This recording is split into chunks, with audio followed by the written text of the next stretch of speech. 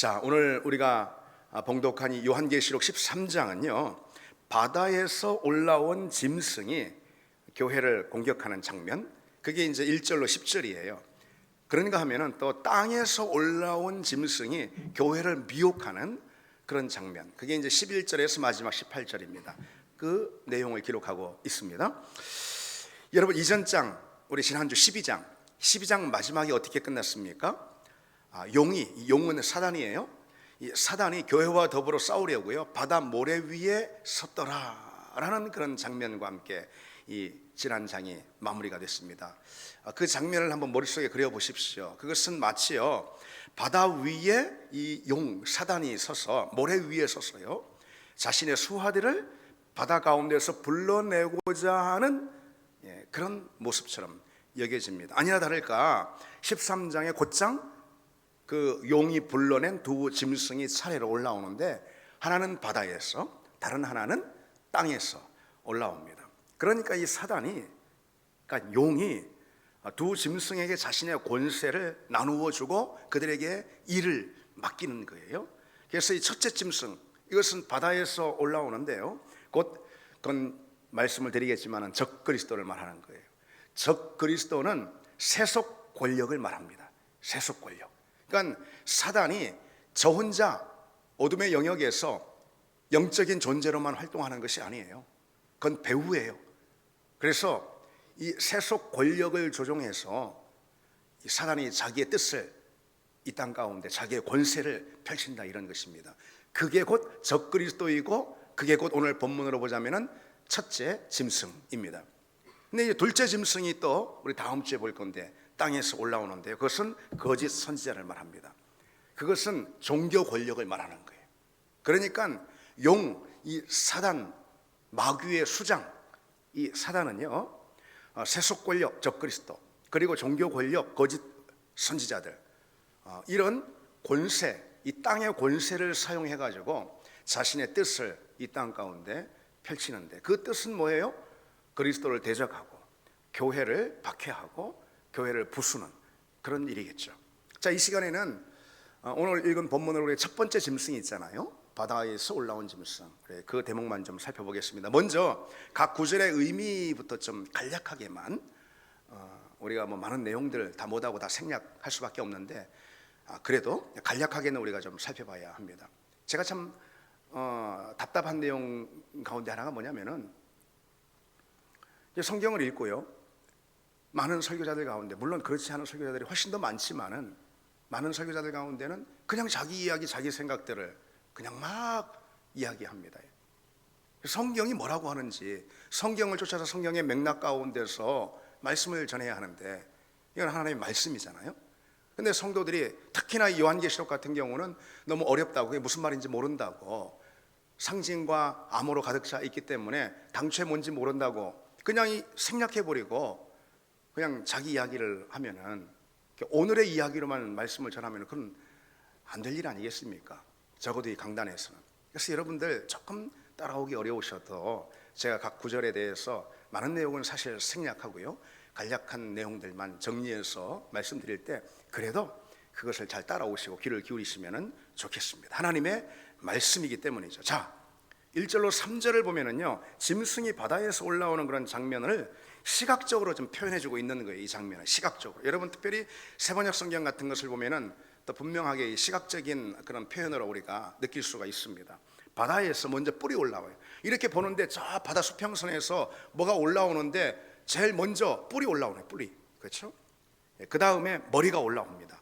이어서요 표범과 곰과 사자의 몸을 한 그 몸이 올라옵니다. 뿔이 올라오고 그 다음에 머리가 올라오고 몸이 올라오고, 뭐 그렇게 되겠죠, 그렇죠? 저 바다 수평선 너머에서. 그렇습니다. 근데 이 짐승이 뭐냐? 이 짐승을 가만 보니까 10뿔이 달렸어요. 그리고 7머리를 가졌는데 그 10뿔에는 다 면류관을 다 각기 쓰고 있고요 7머리에는요 하나님을 모독하는, 비방하는 그런 말들이, 이름들이 쓰여 있습니다. 그리고는 이 짐승의 몸은 뭐냐? 표범과 곰과 사자처럼 생겼다라고 이렇게 말하고 있는데, 그것은 이 바다에서 나온 이 첫째 짐승이 그만큼 표범이나 사자나 곰처럼요 아주 거칠고 아주 사납고 대단한 힘을 가지고 있고 무시무시한 존재다, 있다라는 것을 암시해 주는 것입니다. 3절에 그런데 보면은요, 특히 그 짐승의 머리 하나에 치명상을 입은 거예요. 그런데 그 입은 치명상이 나음을 입었어요. 상처가 나았다. 그렇게. 이건 뭘 의미하는 걸까요? 짐승이, 이것은 악한 권세이니까, 적그리스도이니까 이 짐승이요, 그리스도의 죽음과 부활을 모방하고 있음을 말해주는 거예요. 짐승이 그리스도를 패러디하고 있다, 이겁니다. 그래서 적그리스도인 거예요. 그래서 그 사람이 어둠의 세력은요, 그러니까 죽었다가 다시 산 분이 누구예요? 죽음과 부활을 경험한 분? 예수 그리스도 한 분밖에 없잖아요. 그런데 그 머리가 치명상을 당해 죽은 것 같았다가 다시 그 나음을 입었다. 그래서 많은 사람들로 하여금 깜짝 놀라게 하고 경배를 받지 않습니까? 그 짐승이. 그거는 이 어둠의 세력이 거짓으로다가 하나님을 모방하고 그리스도를 패러디 한다는 걸 말해주는 것이죠. 그리고 하나님의 영광과 하나님께 대한 경배를 찬탈하는 세력, 곧 이 짐승입니다. 자, 4절을 보면은요, 용이 짐승에게 권세를, 용은 이 사단의 수개인 거예요. 짐승은 용이 부리는 수한 거예요. 적그리스도, 세속 권력이에요. 정확히 말하면. 근데 이 용이 그 짐승에게 어둠의 권세를 위임해 줍니다. 그래서 이 짐승은 용이 부여한 그 권세, 사단의 권세를 가지고 이 세상에서 활동을 하는 거죠. 그러자 사람들이 그 짐승에게 다 찬양을 하고 우러러보고 경배를 막 합니다. 계속해서 5절로 6절을 보면은요, 이 짐승이 그렇게 해서 42달 동안 일할 권세를 받았다고 그랬어요. 여러분, 42달은 종말의 기간을 말씀드린다 했습니다. 예수님의 초림부터 재림까지의 이 종말의 기간, 바로 지금을 의미하는 거예요. 그 42달 동안 일할 권세를 받아가지고 어떤 일을 하느냐? 하나님의 이름을 비방하고요, 그리고 하늘의 자리에 거하는 하늘의 사람들을 비방하고 그렇습니다. 그리고 이어서 7절로 8절을 보시면은요, 이 짐승이 권세를 받아서 또 어떤 일을 하느냐? 성도들과 대적해 싸워서 그리고 이겼다고 말하고, 이겼다고. 족속과 백성과 그리고 방언과 나라, 이것은 온 민족, 열국의 민족을 뜻하는 거거든요. 족속과 백성과 방언과 나라, 온 족속을, 온 열방을 향한 권세는 누가 있습니까? 하나님께 있잖아요. 그리스도에게 있잖아요, 원래. 그렇죠? 그런데 이 짐승이 그에 대한 권세를 찬탈해 가지고요, 근데 위장한 거예요. 거짓으로. 실제로는 그리스도께 권세가 있는데 자기에게 권세가 있는 것처럼 그렇게 위장하고 그 권세를 마치 찬탈한 것처럼 그렇게 해서 땅에 있는 모든 사람들, 곧 생명책에 기록되지 않은 모든 사람들로 하여금 경배를 받습니다. 그들을 자기의 종으로 삼았다, 이런 거예요. 세상 사람들을. 그만큼 짐승은 큰 권세를 가지고 있습니다. 그래서 8절에 보면은요, 모든 세상의 짐승을 경배할 것인데 그 경배하는 일에 모든 세상이 다 동참하리라, 그렇게 기록하고 있습니다. 그런데 여러분, 이 점에 대해서는 우리 주님께서도 복음서에 미리 예언하신 바가 있어요. 심지어 우리 주님은 뭐라고 말씀하셨냐면요, 할 수만 있으면은 택함을 받은 자들까지도 미혹하리라. 이 짐승이 택함을 받은 자 누구예요? 하나님의 자녀들, 그리스도인 성도들 말하는 거 아니에요? 할 수만 있으면 그 택함을 받은 자들까지도 이 짐승이 미혹할 것이다. 그만큼 짐승의 권세가요, 교회를 어렵게 하고 큰 곤란에 빠지게 만든다는 거예요. 42달 동안, 다시 말해서 종말의 기간 동안. 마지막으로 9절로 10절에 보면은요, 이렇게 첫째 짐승에 대한 기록을 끝맺으면서 성도들에게 뭐라고 외치냐면요, 누구든지 귀가 있거든 들을지어다 하고선 외치는 거, 이거죠. 크게 귀 있는 자들은 들을지어다. 첫 번째 짐승의 모습을 쫙 보여준 다음에 교회를 향해서, 그러니 귀 있는 자들은 다 들어라 하면서 크게 외치면서 하는 말이 10절에 뭡니까? 사로잡힐 자들은 사로잡혀갈 것이요, 칼에 죽을 자들은 마땅히 칼에 죽을 것이니 성도들의 인내와 믿음이 여기 있다. 이 짐승의 박해, 짐승의 이 거센 핍박으로 인해서 그 육신의 목숨을 말하는 거죠. 이 육신의 목숨이 끊어질 정도로 큰 박해가 임하게 될 것인데, 거기에 이 순교의 자리에 들어갈지언정 인내로다가 믿음을 지켜야 한다. 바로 그 점을 강조해주고 있는 것입니다. 그러니까 이 요한계시록 13장 1절로부터 그 8절까지는 이 용이 불러낸 첫 번째 짐승 곧 적그리스도, 그것은 세속 권력을 말하는데 그 세속 권력이 교회를 얼마나 박해하고 거세게 교회를 얼마나 몰아세우고 핍박하는지 그 모습을 무시무시하게 보여준 다음에 그 다음에 성도들을 향해서 들을지어다 하면서 너희가 가져야 할 것은 바로 이 시대의 인내다, 이렇게 지금 권면하고 있는 것입니다. 자, 이것이 오늘 본문의 내용입니다. 먼저 본문에 이 짐승에 대한 성경적인 이해가 좀 필요하겠습니다. 신약 성경은요, 계시록뿐만 아니라 이 신약 성경은 이 짐승이 그리스도의 사역을 통해서, 그러니까 십자가와 부활이라는 그리스도의 사역을 통해서 결박당했다. 짐승이 왕성하게 활동했어요. 타락 이후에 죄가 광양한 이 세상 가운데 이 짐승의 세력이 주인 노릇하고 왕 노릇하고 왕성하게 활동했어요. 그런데 그리스도께서 오셨잖아요. 그 그리스도의 십자가와 부활을 통해서 이 짐승의 권세가 결박당했다. 이게 신약 성경이 줄곧 우리에게 들려주고 있는 이 짐승에 관한 말씀이에요. 그래서 주님은 복음서에서 뭐라고 말씀하시냐면은, 여러분 잘 아시죠? 내가 하나님의 손을 힘입어 귀신을 쫓아내면은 하나님의 나라가 이미 너희에게 임하였느니라.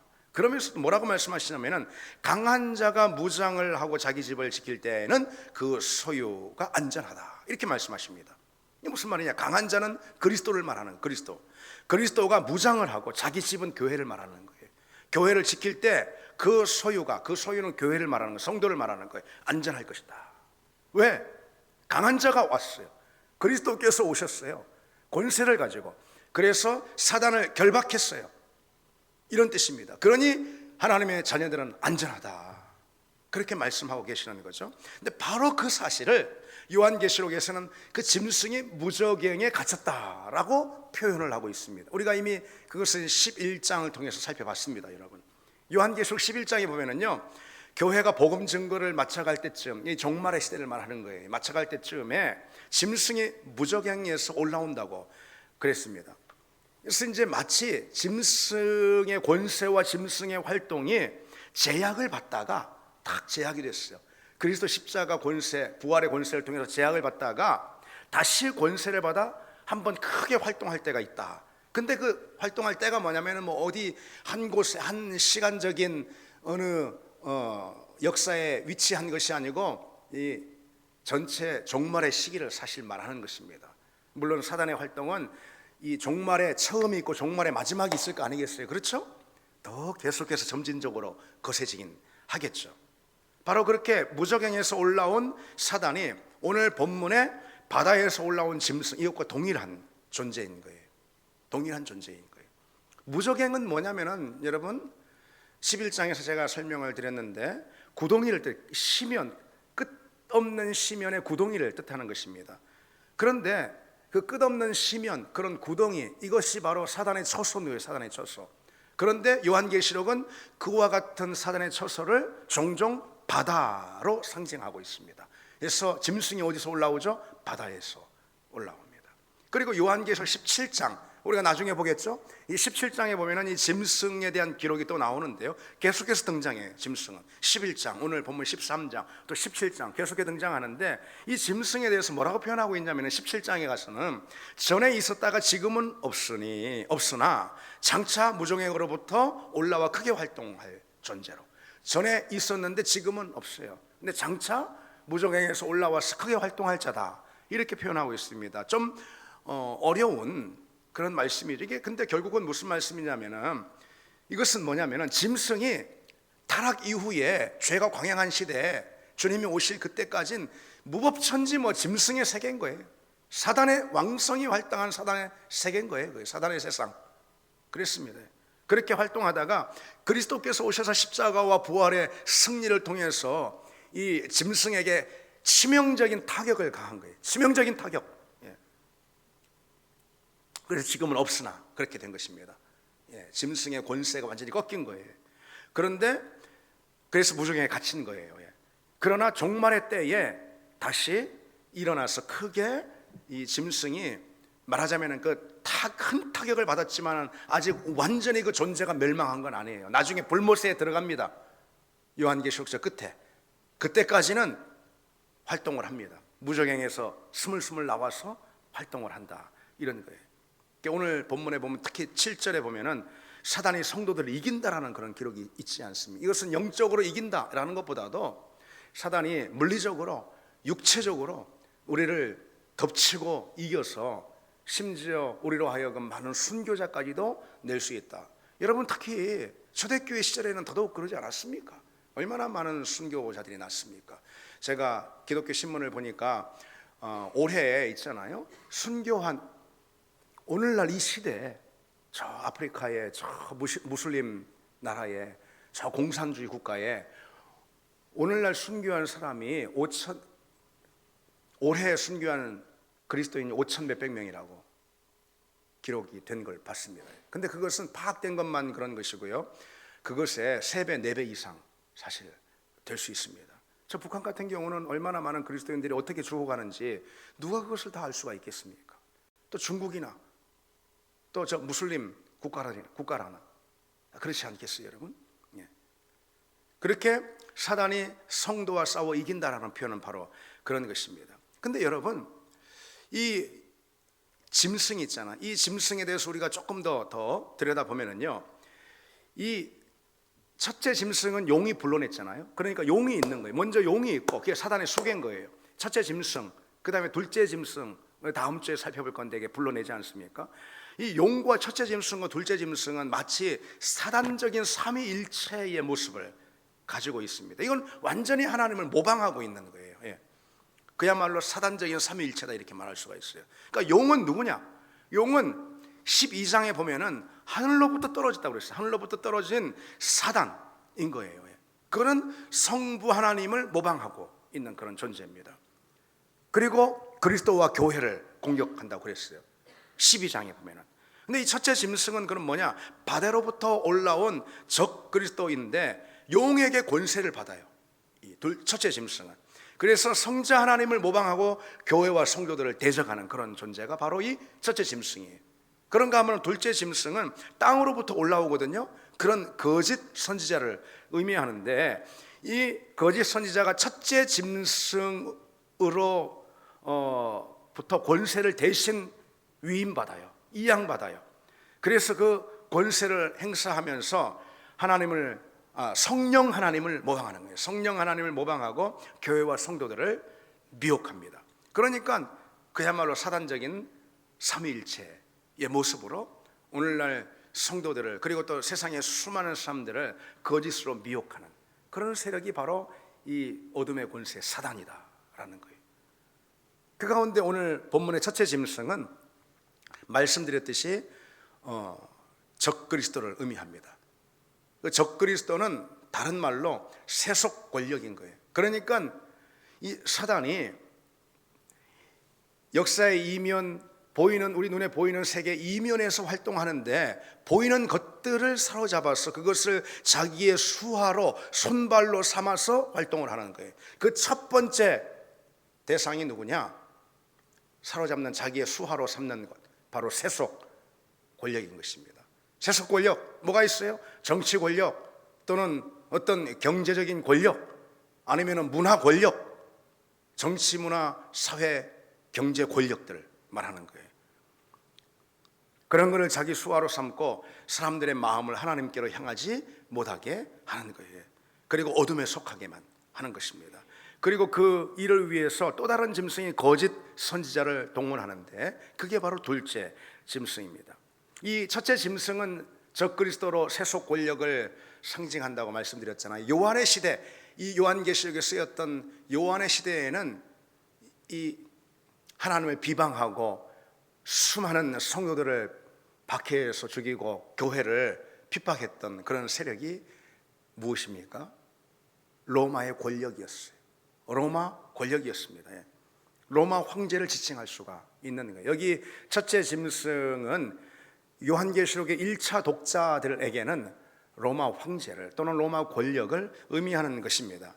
로마 황제는 황제 숭배를 막 강요하고 하나님을 모독하고요, 사람들의 경배를 받으면서 자기가 신이다. 그래서 막 로마 황제들은 죽으면 다 신이 돼버려요. 신격화가 돼요. 그리고 심지어 살아서, 도미티아누스 황제나 네로 같은 경우는 살아서부터 난 신이다, 뭐 날 경배해라 그랬습니다. 사람들의 경배를 받고 성도들을 핍박하는 그런 존재였습니다.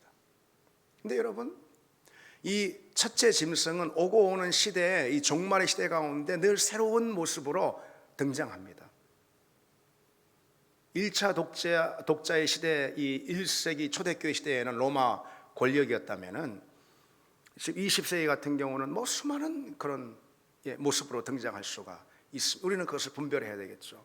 뭐 가장 강력하게 등장한 그런 정치 권력, 그것은 세속 권력은 공산주의, 공산 정권이라고 말할 수가 있어요. 로마 권력과 똑같은 일을 했잖아요. 그들이 로마 권력과 똑같은 일을 해. 특히 지금의 북한 정권이나 아니면은 중국 공산 정권 같은 경우, 뭐 중국의 많은 인민들이 문제는 있는 건 아니겠죠. 그 유일한 당인 공산 정권 같은 경우에 무엇보다도 교회를 박해하는 모습을 보십시오. 적그리스도의 모습과 뭐 전혀 다름없이 똑 닮았죠. 그리고 지금의 자본주의 시대에 우리는 살고 있습니다. 이런 자본주의 시대의 돈의 권력 같은 거, 그런 것도 마찬가지입니다. 하여튼 무엇이든 그리스도의 통치를 비웃고 그것을 모방하는 그런 존재, 그 세상에 자기가 최고의 권력인 양 행세하는, 그래서 그 수하로 우리를 다 놓고 그 종으로 우리를 삼으려고 하는 것, 세상 사람들을, 심지어 그리스도인들을 그의 종으로 삼으려고 하는 그 어떤 권세, 그게 곧 적그리스도인 거예요. 세속 권력인 거예요. 우리 같은 이런 물질 만능주의 시대, 이런 환경에 살고 있다면 돈의 권세, 돈의 권력이 이 적그리스도다, 이렇게 말할 수도 있을 것입니다. 뭐 그런가 하면은 여러분, 일전의 팬데믹 시대, 코로나 팬데믹 시대에 그것을 어떤 빌미로다가 신앙을 옥죄이고, 물론 어느 정도는 필요한 부분이 있었겠죠. 그러나 지나쳐서 그것이 너무 과해가지고선 그것을 빌미로다가 교회를 위축시키고 신앙을 옥죄이고, 그래서 결국은 믿음 생활을 파괴하고 하는 것, 역시 그것도 적그리스도의 하나의 활동이다, 이렇게 얼마든지 말할 수가 있을 것입니다. 어쨌든 교회와 우리 신앙과 성도들의 삶을 옥죄고, 그리고 또 박해하고, 결국은 신앙의 자리에서 이탈하게 만들고 또 미혹되게 하는 것, 그것이 어떤 권세, 어떤 권력이든, 물리적인 탄압을 통해서 그렇게 하든 아니면은 문화적인 미혹을 통해서 그렇게 하든, 그것은 적그리스도와 진배 없다, 이렇게 말할 수가 있어요. 이 짐승의 이 역사는 이 세상 한복판에 여전히 존재합니다. 이 짐승의 활동은 역사 한복판에 항상 있어 왔고 지금도 분주히 활동하고 있습니다. 우리는 그것을 기억해야 합니다. 우리는 영적인 세계에 대한 분별이 있어야 하는 거예요. 여러분, 우리가 하나님을 믿잖아요. 하나님은 영이시잖아요. 하나님 보이지 않는 영이시잖아요. 보이지 않는 영인 하나님을 믿는 우리가 보이지 않는 세계에 대해 관심이 없고 소홀하면 되겠습니까? 보이지 않는 세계에는 보이지 않으시는 하나님만 계시는 게 아니고, 그 하나님을 대적하고 하나님의 일을 거부하고 막아서는 그런 보이지 않는 어둠의 권세도 있습니다. 그럼 어둠의 권세의 활동을 우리가 얼마나 분별하느냐, 이게 곧 우리 영혼을 지키는 가장 중요한 길인 거죠. 짐승은 역사 한복판에 언제나 있었고요, 지금도 왕성하게 활동하고 있습니다. 그러나 여러분, 이 최후에는, 여러분 종말의 기간이 있어, 종말의 초반이 있는가 하면은 2000년 전이겠죠. 그리고 종말의 끝이 있을 것입니다. 예수님이 재림하실 그때인 거예요. 언젠지 우리가 알 수 없죠. 그러나 시간이 가면 갈수록, 역사가 흐르면 흐를수록 종말의 끝을 향해 더 가까이 다가가는 것은 틀림없는 사실입니다. 그래서 가면 갈수록, 그래서 결국은 최후가 되면은요, 그때가 어느 때인지 우리는 가늠할 수 없지만은 최후가 되면은 역사상 가장 강력한 짐승이 출현할 것이 틀림없습니다. 그런 세속 권력, 적그리스도, 가장 강력한 적그리스도가 출현한다는 거예요. 그것이 요한계시록이 우리에게 들려주고 있는 분명한 사실입니다. 그때의 짐승은요, 거의 신격화가 되어서 활동하는 세속 권력입니다. 그게 어떤 정치 권력이든 아니면 어떤 사회 문화적인, 어떤 경제적인 권력이든, 그건 우리가 지금 분명히 말할 수는 없어요. 그러나 그 가운데 하나인 것은 틀림없어요. 그리고 그것의 연합체일 수도 있습니다. 정치, 사회, 문화, 권력의 연합체.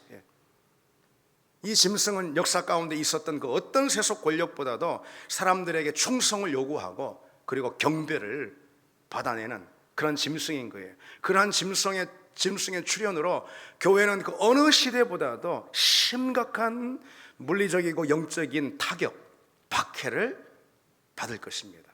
그것을 견디어내야 할 거예요. 초대교회 시절, 한국교회만 봐도 초기교회 시절 얼마나 많은 어려움과 그리고 물리적이고 영적인 그런 박해와 타격들이 많이 있었어요. 그 가운데 신앙을 지킨 우리 선배들이 있죠. 참 그때는 어려운 시절. 그러나 여러분, 그보다 훨씬 더 심각하게 어려운, 그래서 이 짐승이 강력하게 활동하는 그런 최후의 때가 온다는 거죠. 그 최후의 때의 이 짐승은 마치 마지막 발악이라도 하는 것처럼 그리스도를 대적하게 되는데, 그리스도를 대적하는 첫 번째 방식이 뭐죠? 방법이 뭐죠? 그리스도가 잉태하신 교회를 무너뜨리는 거예요. 교회를. 그래서 갖은 방법, 어떤 수단과 방법이든 동원해서 교회를 무너뜨리고 신앙을 파괴하려고 합니다. 그 여러분, 우리는 깨어 있어야 하는 거예요. 그때가 언제인지 그 시기가 곧 다가오고 있습니다, 여러분. 다가오고 있습니다, 그 시기가. 그래서 우리는 항상 준비해야 하는 거예요. 깨어 있어야지 되는 것입니다. 그저 그냥 어불쩍 하다가는 우리 믿음 그냥 순식간에 날아가고 맙니다. 우리는 그런 시대에 살고 있습니다, 여러분. 그런 시대에 살고 있습니다. 평안하다, 안전하다, 그럴 때 언제 우리 영혼이 도둑맞을지 모르는 그런 엄중한 시대에 우리가 살고 있다는 거, 여러분, 우리가 잊지 말아야 합니다. 잊지 말아야 합니다. 세상 사람들처럼 그냥 똑같은 모습으로 살고 똑같이 먹고 자고 똑같이 그렇게 세상 사람들 같이 사는 것, 이 땅이 전부이고 이 땅이 외에는 뭐 없는 것처럼 말이죠. 그런데 어떻게 하나님을 믿는다 그런지 모르겠어요. 그래서 사는 모습은 이 땅이 전부인 것으로 그냥 산다 이 말이죠. 바로 그 사람이 이 마지막 시대에 왕성하게 활동, 물론 지금도 있고 더 대단한 존재가 출현할 거예요. 바로 그 짐승의 첫 번째 표적이 될 거라 이거죠. 바로 그런 사람들이 깨어있지 않는 그런, 준비되지 않은 그런 사람들이 말이죠. 그러니까 우리는 깨어있어야 하는 것입니다. 그때 우리 성도들에게 필요한 것이 무엇이냐, 깨어있는 신앙의 첫 번째 조건이 무엇이냐, 오늘 본문에 그걸 들려주고 있어요. 10절 말씀이죠. 제일 중요합니다. 10절 우리 같이 읽어보실까요? 사로잡힐 자는 사로잡혀 갈 것이요 칼에 죽을 자는 마땅히 칼에 죽을 것이니 성도들의 인내와 믿음이 여기 있느니라. 성도들은 이 짐승의 박해 아래서 옥에 갇힐 수도 있고 칼에 죽을 수도 있다, 이런 말씀이에요. 여기 뭐 어디 뭐 남의 나라 이야기, 뭐 옛날 이야기가 아닐 수 있습니다.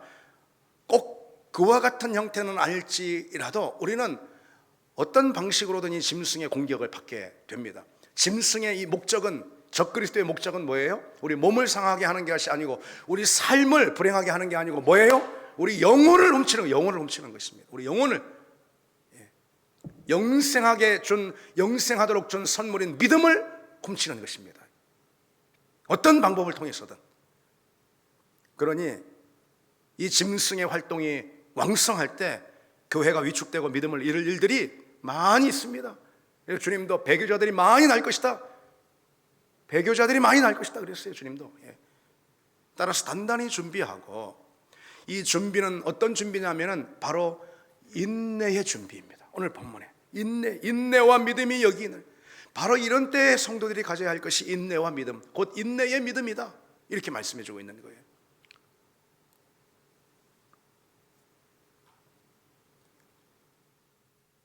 여러분, 여기서 인내라는 것은요, 우리가 뭔가 애써서 버텨내는 그런 소극적인 아니면 수동적인 태도가 아닙니다.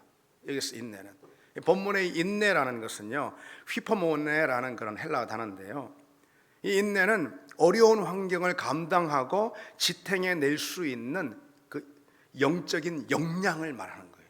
인내는.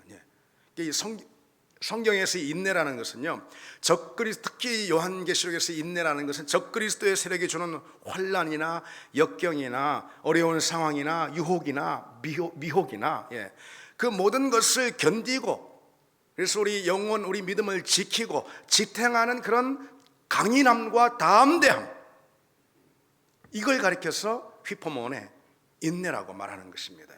이 인내는 고난이나 유혹에 직면했을 때 확고하게 두 발을 딛고 자기 신앙을 지키고 견고하게 서 있는 그런 내면의 능력, 이게 바로 인내입니다. 믿음은 그 인내가 있어야 합니다.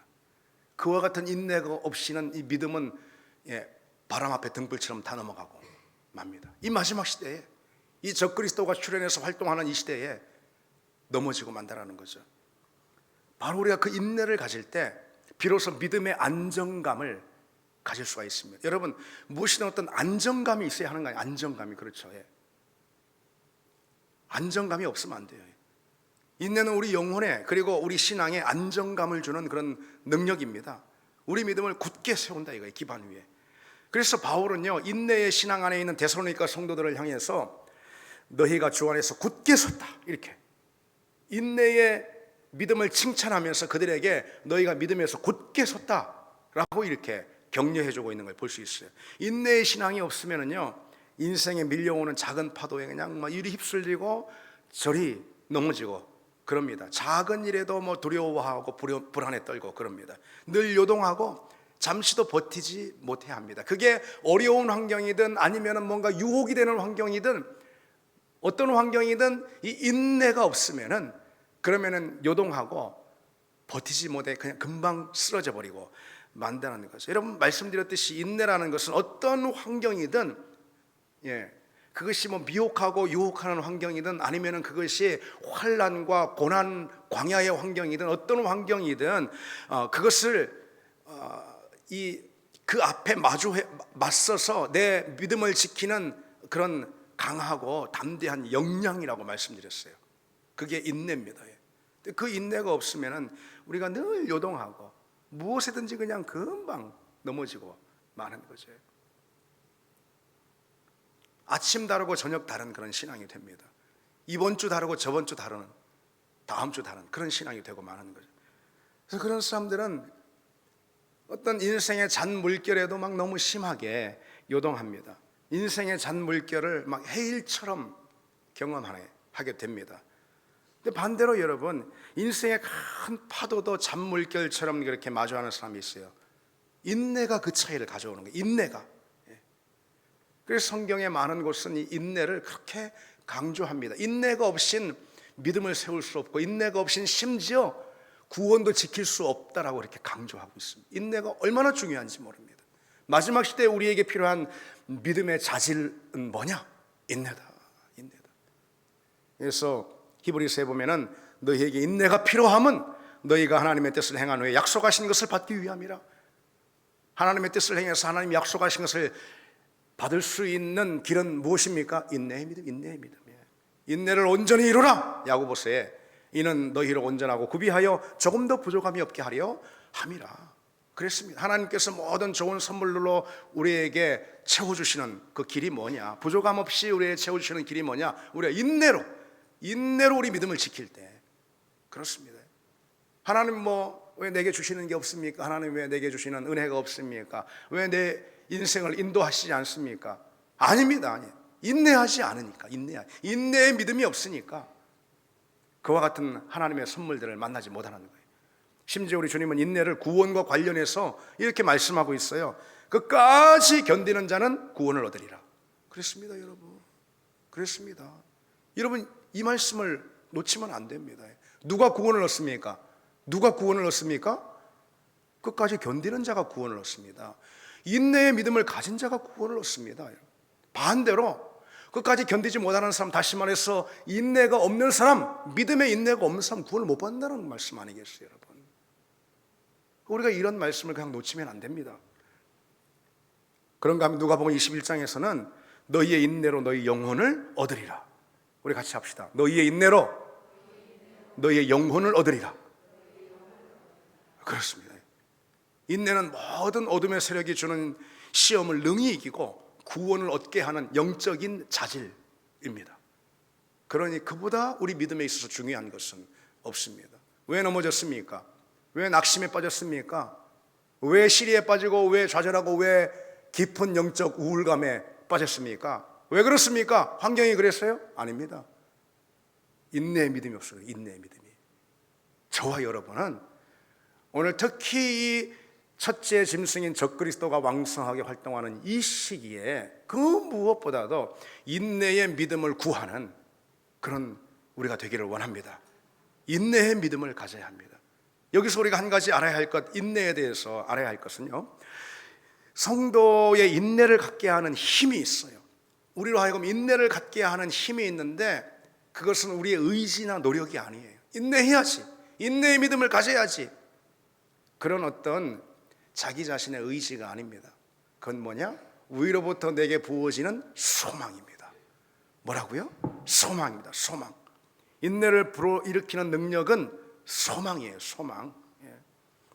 그러니까 인내의 원천은 우리가 가진 어떤 의지나 아니면 내적인 결단이 아니라는 거예요. 그리스도 예수 안에 있는 소망, 그게 우리로 하여금 인내의 믿음으로 무장하게 만듭니다. 여러분 초대교회 성도들을 보십시오. 그들이 가진 소망 무엇입니까? 완전한 하나님 나라에 대한 견고한 확신, 그것에 뿌리 내린 소망이었어요. 이들의 믿음은. 그런데 그 소망은 초대교회 성도들에게 매일매일 마주하는 박해 앞에서도 인내하게 하는 강력한 토대가 됐습니다. 정말 신앙을 가지고, 정말의 소망을 가지고 하나님 다시 오신다, 그리스도께서 다시 오신다라는 이 강력한 소망 있잖아요. 마라나타의 이 소망, 하나님 나라를 바라보는 그 소망, 이 땅이 전부가 아니고 곧 이 땅에 역사의 파국이 있고 아니면 내가 하나님 나라 가고, 그래서 하나님 나라가 온다라는 그 강력한 그리스도인으로서의 소망, 이 소망이 이들의 믿음을 가득 채웠고, 바로 그 소망이 인내를 싹트게 하는 토양이 됐던 것입니다. 여러분, 그 소망 안에서 우리는 주님께서 오늘 요구하시는 이 인내의 믿음을 가지고, 그 인내의 믿음을 통해서 첫째 짐승 곧 적그리스도와 출현한 이 역사의 한복판에서 우리 믿음을 능히 지킬 수 있는 지혜로운 여러분 다 되시기를 바랍니다. 우리 같이 찬양 드리겠습니다.